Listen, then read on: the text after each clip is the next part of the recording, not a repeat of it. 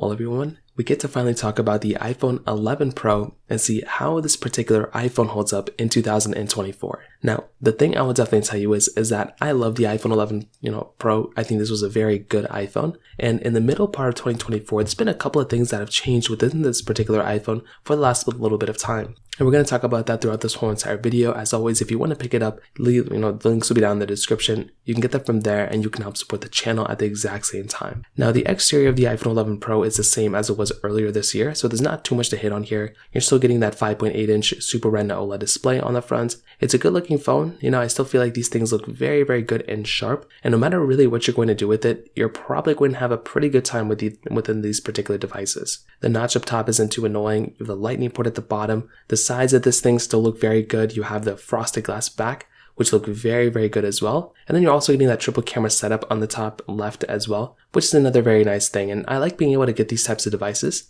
because they feel very premium. They still look and perform at very high levels, which is very nice, but they're not the most expensive device of all time. And I think that's a very important thing to keep in mind, that you're not going to have to pay for a super crazy big, expensive phone. And you could still feel, like you have a pretty expensive phone within this thing, which is actually pretty crazy in my personal opinion. So for me personally, this type of device gets a thumbs up for me on the exterior, and you're still getting IP certification, wireless charging, and a lot of cool stuff like that within this particular device.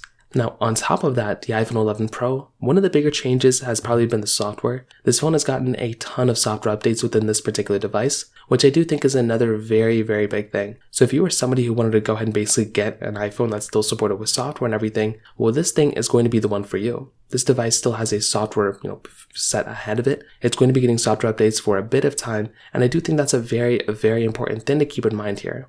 When you're going through and buying this type of device, it's very important to understand that you're going to be getting an iPhone that's going to be giving you software updates for at least another 2 years, maybe. But the other big thing too is that within these particular devices, they're not going to be the most expensive phones, and they're not going to be giving you a super lackluster updates either. So I think that's another big thing to keep in mind. I personally love these types of devices. I think they hold up very, very well in so many different ways. If you are planning on buying an iPhone 11 Pro, just know that the security updates throughout the last 6 months have been pretty solid, and they're probably only going to get better and better, hopefully, within iOS 18.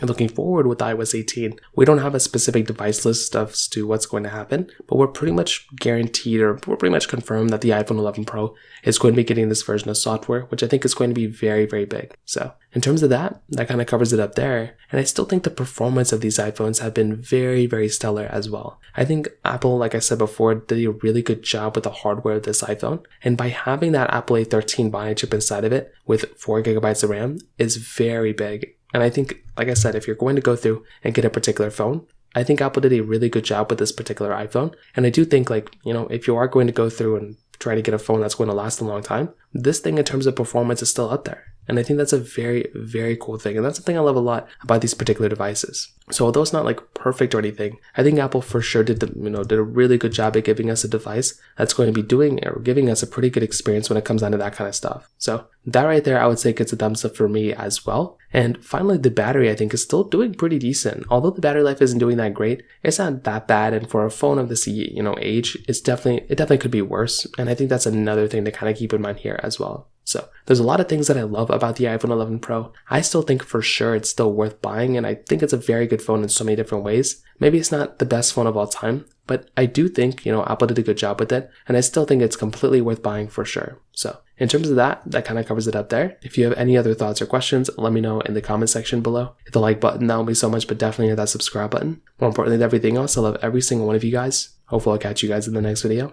Peace out till then.